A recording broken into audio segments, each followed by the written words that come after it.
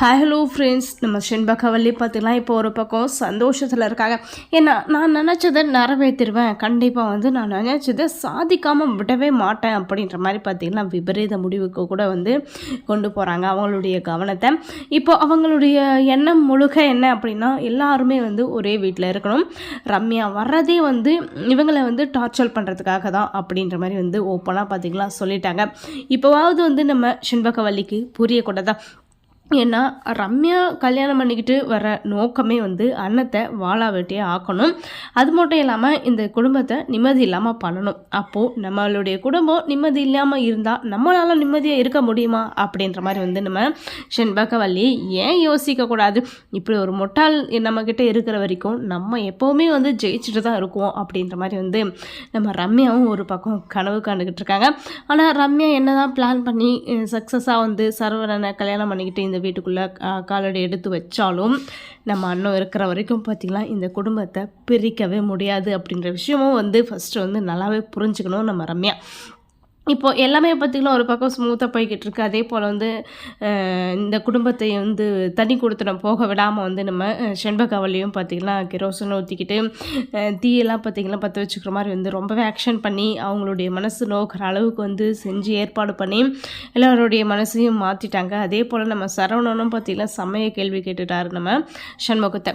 ஒரு பொண்டாட்டி தீப்பத்தி கொளுத்திக்கிறேன் அப்படின்னு சொல்கிறா, அப்போ கூட மனசு இடாங்க இல்லையா? நீங்கள்லாம் என்ன தான் வாத்தியாரோ தெரியல, இது ஸ்கூல் வாத்தியார் வேறு அப்படின்ற மாதிரி ரொம்ப பேசுகிறாரு. ஆனால் இத்தனை நாளாக நான் என் பொண்டாட்டி கூட குடும்பம் நடத்திட்டுருக்கேன். என் பொண்டாட்டி எப்படிப்பட்டவனு எனக்கு தெரியும், உன் வேலையை பார்த்துக்கிட்டு போடா அப்படின்ற மாதிரி நம்ம சண்முகமும் சொல்கிறாரு. ஏன்னா அவன் நினச்சது சாதிக்கிற வரைக்கும் அவள் என்ன வேணும்னாலும் பண்ணுவா, யாரை வேணும்னாலும் காயப்படுத்துவா அப்படின்ற மாதிரி நம்ம சண்முகமும் பார்த்திங்கன்னா ரொம்ப சூப்பராகவே புரிய வச்சுட்ருக்காங்க.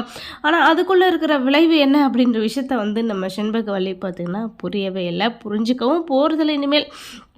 எல்லாம் ஒரு பக்கம் இருந்தாலும் இன்னொரு பக்கம் பார்த்திங்கன்னா நம்ம அண்ணன் இனிமேல் அவங்களுடைய முடிவை மாற்றிக்கிட்டாங்க. இனிமேல் நம்ம இதே வீட்டில் தான் இருக்க போகிறோம், இப்போ தண்ணி கொடுத்துடும் போகலை அப்படின்ற மாதிரி முடிவுக்கு பற்றியெல்லாம் கொண்டு வந்துடுறாங்க. அவங்களுடைய மனசையும் மாற்றிக்கிறாங்க. என்ன தான் நடக்கும் பார்க்கலாம் அப்படின்ற மாதிரி. இப்போது எல்லாமே ஒரு பக்கம் பார்த்திங்கன்னா சால்வ் ஆயிடுச்சு. கல்யாணமும் சிறப்பாக நடக்க தான் போகுது. இப்போது நம்ம சரவணனுடைய மனசுக்குள்ளே பார்த்திங்கன்னா புதுசாக ஒரு எண்ணம் தோணுது. கண்டிப்பாக இது சூப்பரான ஒரு விஷயம். ஆனால் என்ன, நம்ம சரவணன் யோசிக்கிறது ஒரு நல்ல விஷயம். ஆனால் நம்ம சாமி துரைக்கிட்ட சொல்கிறது தானே தப்பு. கண்டிப்பாக சாமி துரைக்கிட்ட சொன்னால் என்ன பண்ண போகிறாங்க? அப்படியே இப்படி அப்படி பேசி சரவணனை பார்த்திங்கன்னா கல்யாணத்துக்கு சம்மதிக்க வைக்க போகிறாங்க. அது மட்டும் இல்லாமல் நம்ம சரவணன் மட்டும் பார்த்திங்கன்னா இல்லை கார்த்திக் கிட்ட சொல்லியிருக்கலாம். ஏன்னா அண்ணன் தான் சரவணனுக்கு பிடிக்காதவ. இப்போது கார்த்திக் தம்பி தானே, தம்பிக்கிட்ட சொன்னால் என்ன என் மனசுக்குள்ளே இருக்கிறத அப்படின்ற மாதிரி நம்ம கார்த்திக் கிட்ட சொல்லியிருந்தா ரொம்ப சூப்பரான முடிவை நம்ம சரவணன் எடுத்திருப்பார். இப்போது அது புரியாமல் நம்ம சாமிதுரை கிட்ட சொன்னதுமே சாமிதுரை என்ன பண்ண போகிறாரு?